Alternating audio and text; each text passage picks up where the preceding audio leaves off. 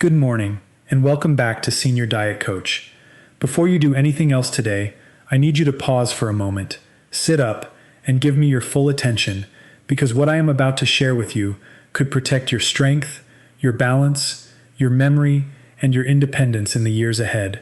I am your doctor, and I want to tell you something with complete honesty. Most people over 60 are not struggling because their body has suddenly failed them.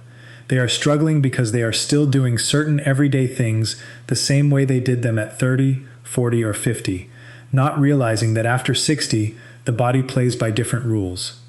And that is where the danger begins. Because the truth is, some habits do not hurt you all at once. They hurt you quietly. They chip away at your energy. They weaken your muscles. They cloud your thinking. They increase your risk of falling. They make your body older than it needs to be. And the worst part is, most of these habits feel normal. They are common. They are routine. They are things people do every single day without a second thought. But today, that changes. Because once you know what these habits are, you can stop them. And when you stop them, your body has a real chance to recover, respond, and work for you again. Now listen carefully, because the number one item on today's list is something millions of people over 60 do almost every day and never suspect it could be harming them. It seems harmless. It seems ordinary, but over time it can quietly drain your mobility, your metabolism, and your mental sharpness. So stay with me all the way to the end, because number one may completely change how you live from this day forward. And before we begin, I want to hear from you. Drop your age in the comments below and tell me which daily habit has become most important to you in this stage of life. I read the comments, and they help shape the conversations we have here on Senior Diet Coach.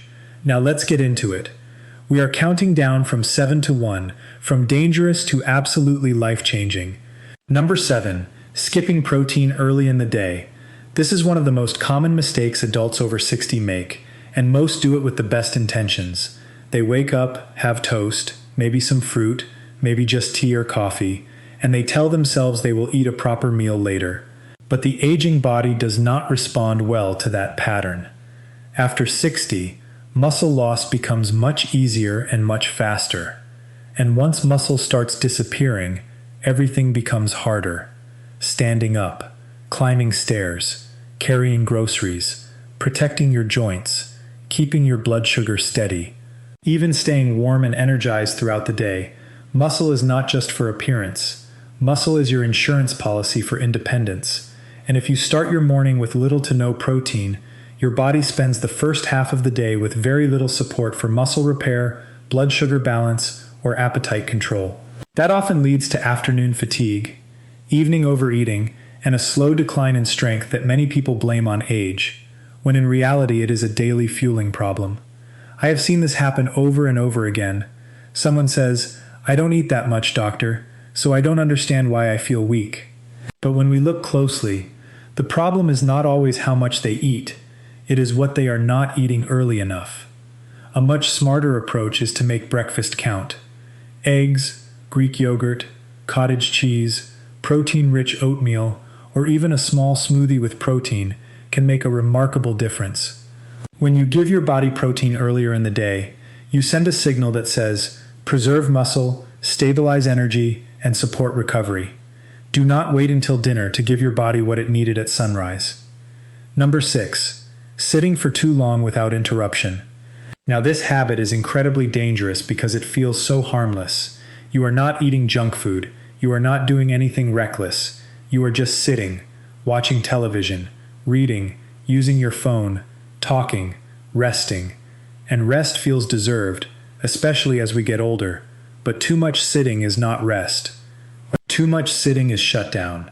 When you sit for long stretches, your muscles go quiet, your circulation slows, your joints stiffen, your hips tighten, your posture collapses, your blood sugar control worsens, and over time, your brain and body start receiving the message that movement is no longer required. That is a terrible message to send an aging body, because after 60, the body adapts fast, and unfortunately, it adapts in the direction you train it to go. If you move less, your body becomes better at doing less. Less stamina, less balance, less flexibility, less resilience. Many people think one walk a day cancels out hours and hours of sitting. It helps, yes, but it does not erase the damage of being still for most of the day. The solution is not extreme. It is simple. Every 30 to 45 minutes, stand up, walk to the kitchen, roll your shoulders, march in place. Stretch your calves, reach your arms overhead. Give your body a reminder that it is still meant to move. These tiny movement breaks may seem insignificant, but they send powerful signals to your muscles, your circulation, and your brain. A body in motion stays younger longer. A body parked in one position for hours at a time starts aging faster than most people realize. Number 5. Ignoring balance problems because you think they are just part of aging. Please hear me clearly on this one. Feeling unsteady is not something to casually accept. Too many people over 60 notice that they are wobbling slightly when they turn, needing furniture to steady themselves, or feeling unsure on stairs, and they brush it off by saying, "Well, I'm getting older." That mindset is dangerous, because balance is not a small issue. Balance is independence. Balance is confidence. Balance is safety. Once balance begins to slip, the fear of falling often follows. And once fear enters the picture, people start moving less. They stop going out. They stop walking as much. They stop trusting their own body. Then the body weakens even more, and the cycle gets worse. The tragedy is that balance can often be improved, especially when you catch the problem early. The body maintains balance through a partnership between your muscles, your eyes, your inner ear, and your nervous system. If you stop challenging that system, it gets lazy. If you never practice stability, your body slowly forgets how to respond. That is why simple balance work matters so much. Standing on one foot while holding onto a counter, slow heel-to-toe walking, gentle leg raises, chair squats, controlled side steps. These are not little exercises, they are protective exercises. They help train the exact skills that keep you upright in real life. Do not wait until after a fall to start taking balance seriously. By then, the cost is often much higher than it needed to be. Number 4. Taking sleep shortcuts instead of fixing the real problem.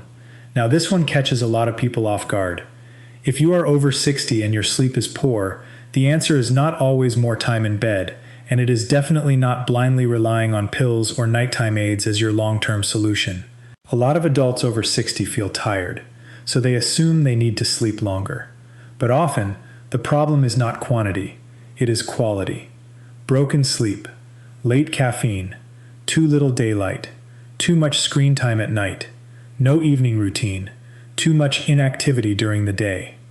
Going to bed at inconsistent times, waking up groggy, then repeating the cycle again and again. And when poor sleep becomes normal, many people reach for the easiest fix: a pill, a tablet, a syrup, something to knock them out. But sedation is not always the same as restorative sleep. If your brain is not cycling properly through the deep stages of sleep, you may spend a long time in bed and still wake up foggy, heavy, and mentally dull. That kind of sleep does not leave you refreshed. It leaves you surviving. And here is what many people never realize. Poor sleep affects far more than energy. It affects memory, mood, blood pressure, cravings, immune function, coordination, even your willingness to move the next day.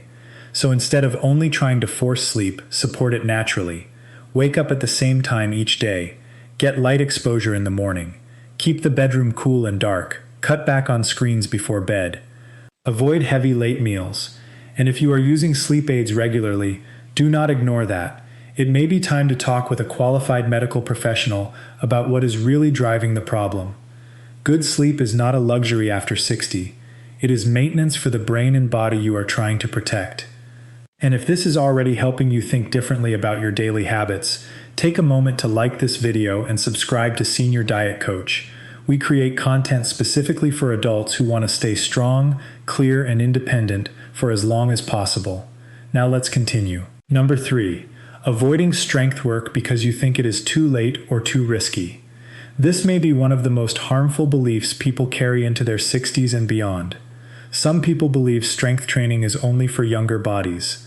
Others think, my knees hurt, my back is stiff, my shoulders are sensitive, so I should avoid resistance.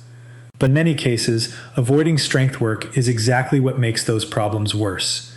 Weak muscles do not protect joints. Stronger muscles do. When your legs are weak, your knees take more stress. When your core is weak, your back works harder. When your upper body is weak, even simple tasks become exhausting. Standing from a chair, getting up off the floor, reaching overhead, opening heavy doors, all of it becomes harder not because life changed, but because your body lost the support system it was supposed to have. And that loss does not happen overnight. It sneaks in. You stop lifting heavier things. You stop getting up and down from the floor. You stop using your muscles in meaningful ways. And little by little, your world becomes smaller. But here is the encouraging truth. The body can respond to strength work at any age. You do not need a gym. You do not need to become a bodybuilder. You do not need punishing workouts. What you need is consistency. Chair stands, wall push-ups, resistance bands, light dumbbells, supported squats, seated leg lifts. These simple movements can wake muscles back up and rebuild confidence in a way that is life-changing. One of the most powerful shifts I see in older adults is not just physical, it is emotional. The moment someone realizes, I am stronger than I thought, everything starts to change. They walk differently, they carry themselves differently, they become less afraid of life. Please do not tell yourself it is too late. A body that is challenged wisely can improve far beyond what most people expect. Number 2, drinking far less water than your body actually needs. This habit is so common, and it is far more serious than most people think.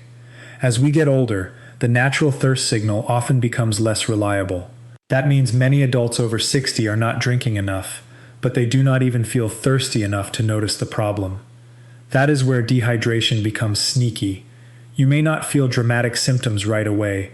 Instead, it shows up as fatigue, headaches, dizziness, dry mouth, constipation, brain fog, poor concentration, low energy, muscle cramps, dark urine, and in many cases, people mistake all of that for normal aging. It is not always aging. Sometimes it is simply not enough water.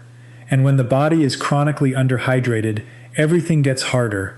The blood becomes less efficient. The digestive system slows down. The brain works less clearly. Joints can feel worse. Medications may hit harder. Energy dips faster. Standing up becomes more uncomfortable. Even balance may be affected. Think about that for a moment.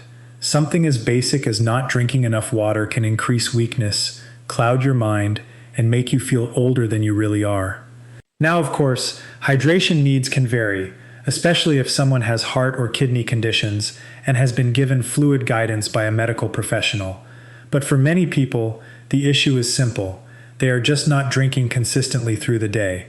A practical habit is to keep water visible and close. Not across the room, not hidden in the kitchen, in sight, in hand, on the table next to you.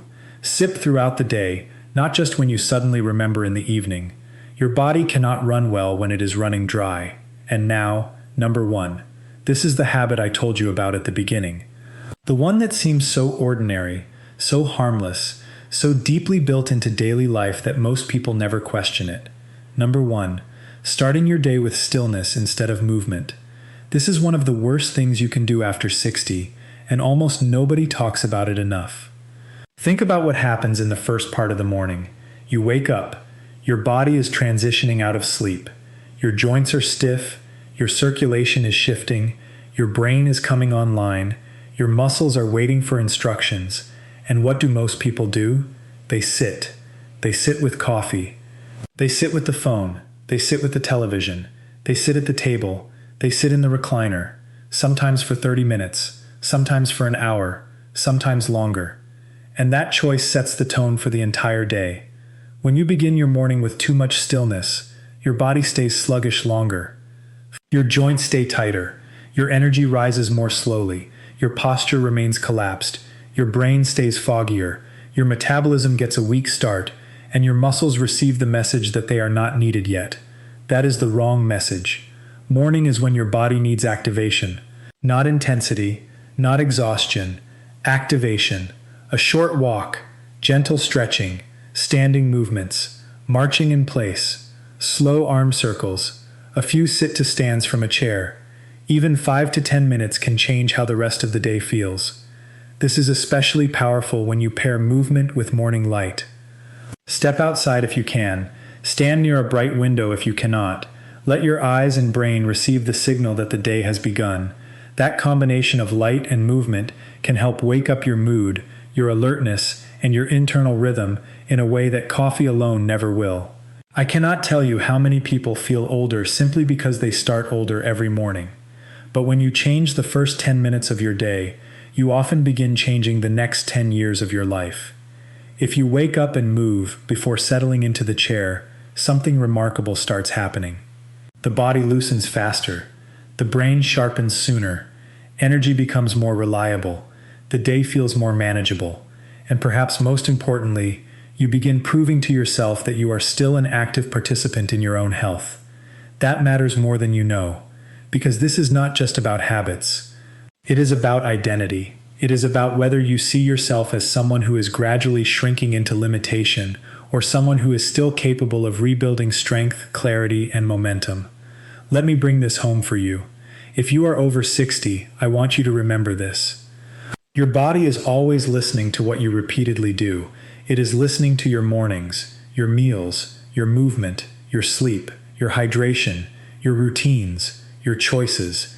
Every single day, your habits are either teaching your body to decline faster or teaching it to stay stronger longer. That means you have more power than you think. You do not need to change everything overnight. You do not need to chase perfection. But you do need to stop normalizing the habits that are quietly wearing you down. Stop skipping protein in the morning. Stop sitting for hours without moving. Stop brushing off balance problems. Stop taking sleep shortcuts without addressing the cause. Stop avoiding strength work. Stop neglecting hydration. And above all, stop starting your day in a chair when your body is begging to wake up through movement. These are not small changes. These are the kinds of changes that protect independence. The kinds of changes that help you think more clearly, move more confidently, and feel more like yourself again. If this message reached you at the right moment, share it with someone you care about. There is a very good chance someone in your life over 60 needs to hear this today.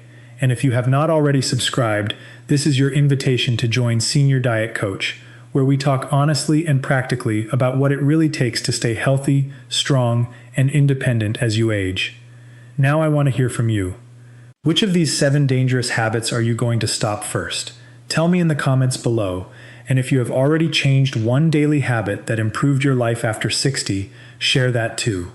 Your story may help someone else more than you realize. Take care of yourself, and I will see you in the next video.